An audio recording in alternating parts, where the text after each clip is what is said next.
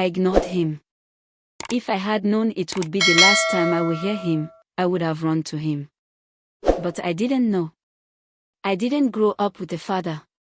At least, not in the way other girls did. It was always just me and my mom. She was my whole world. My safe place. My best friend. My shield. My father existed, yes, but not in my daily life. Not in my laughter. Not in my memories.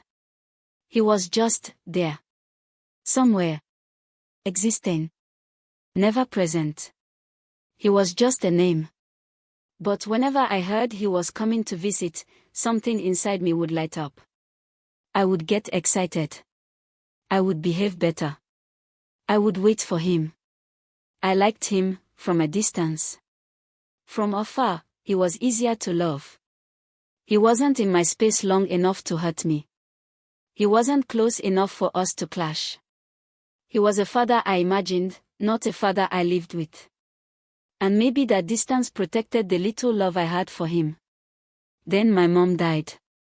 When my mom died, I didn't just lose a parent. I lost my whole world.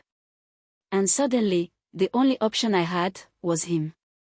They told me, stay with your father. You see, he just lost his wife, and you are his only daughter. He has no one else. He needs you. No one asked if I needed him.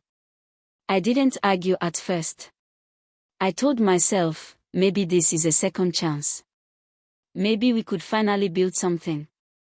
But I didn't know him. And he didn't know me. His energy clashed with mine. And from the first week, I knew we were strangers forced into the same space. Everything about him irritated me, the way he spoke, the way he corrected me, the way he looked at me like I was doing everything wrong. Within a week, I knew I couldn't do it. I felt uncomfortable.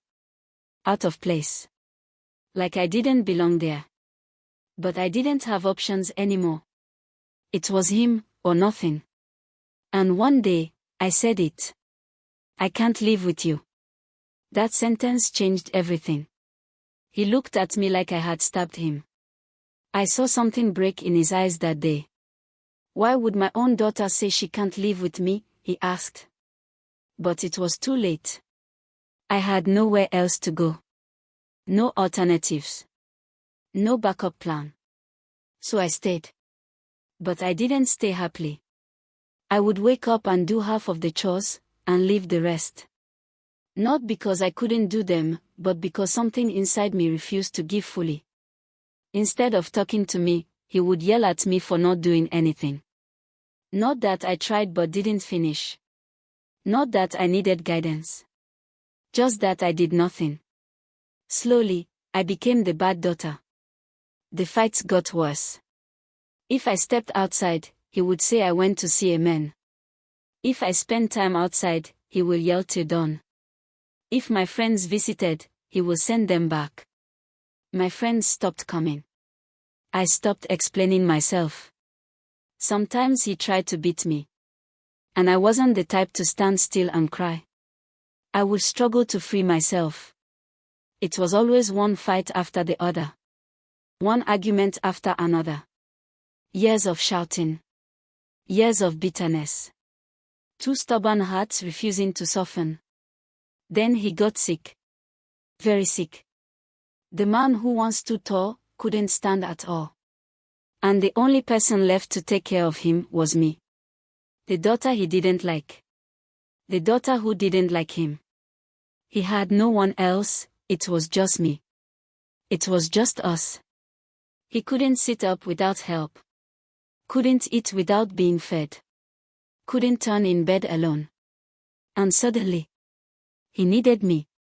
It was just the two of us in that house filled with unfinished arguments. When I fed him, he complains. He would chew slowly, painfully slowly, like he wanted to test my patience. This minute, he want to sit. The next minute he want to stand, lie him down this minute, the next minute he will want to pee. I would help him sit. I would warn him not to call me again. 2 minutes later, he would whisper my name. And sometimes I wouldn't answer. Not because I couldn't hear him, but because I didn't want to. Or because I am exhausted for the day.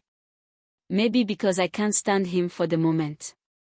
Sometimes I tried to tell myself he deserved the way I treated him. He never gave me fatherly love. He never protected me. He never understood me. But sometimes, late at night, when I thought he was asleep, I would hear him coughing. Weak. Fragile. Human. And for a second, I would see him not as my enemy, but as a lonely old man who lost his wife. The woman he loved. The woman who was the bridge between us. Maybe when I told him I couldn't live with him, I reminded him of losing her. Maybe we were both grieving the same person, but blaming each other instead.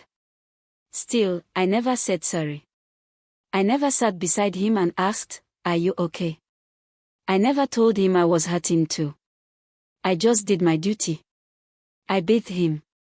Fed him. Helped him move. But my hands were doing the work. My heart was not. Then one night, he called my name. Softly. I was in the sitting room with my phone. I heard him. I knew it was him. I chose not to go immediately. Let him wait, I said. He called again. Weaker. I waited a few more minutes.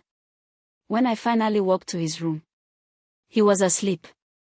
I adjusted his blanket and left. The next morning, I went to wake him up. He was cold. Cold in a way that doesn't change. I shook him. Daddy. For the first time in years, I called him that without anger. He didn't answer. Daddy, please. Silence. And in that silence, every shout I ever threw at him echoed back at me. Every time I ignored him. Every time I fed him with irritation. Every time I said, "Don't call my name again." Now I would give anything. Anything. To hear him call my name one more time. Suddenly all the anger disappeared. All that was left was regret. I wished I had been softer. I wished I had fed him with patience. I wished I had answered when he called my name.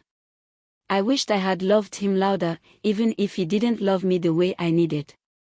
People tell me, "You tried. You took care of him." But the truth? I didn't give him my whole heart. I gave him duty. Not love.